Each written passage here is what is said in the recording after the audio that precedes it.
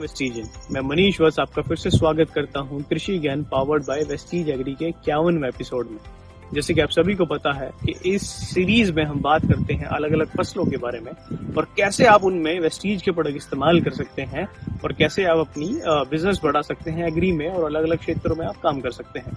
तो चलिए आज फिर से शुरुआत करते हैं एक नई फसल के बारे में। आज की जो फसल है वो है आपका चिली क्रॉप, मिर्च की फसल। जैसे कि हम सभी को पता है कि भारत में हर किसी घर में इस सब्जी का इस्तेमाल किया जाता है, मिर्च का इस्तेमाल किया जाता है।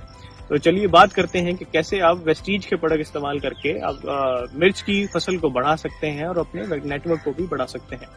तो जब सबसे पहले शुरुआत करते हैं आपका फर्स्ट स्टेप से, जो कि है बिफोर सोइंग, सॉइल एप्लीकेशन में। तो अगर आप खेत की तैयारी करने जा रहे हैं अभी, तो उससे पहले आप वेस्टीज के 2 प्रोडक्ट इस्तेमाल कर सकते हैं, जिससे फायदा क्या होगा कि एक तो आपकी मिट्टी भी भुरभुरी हो जाएगी, दूसरा आपका पैदावार भी अच्छे से होगी।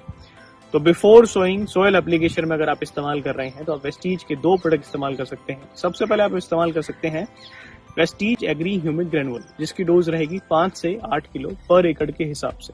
ह्यूमिक ग्रेनुअल क्या करेगा, आपकी मिट्टी की गुणवत्ता को बढ़ाएगा, उसकी फर्टिलिटी को इम्प्रूव करने में मदद करेगा।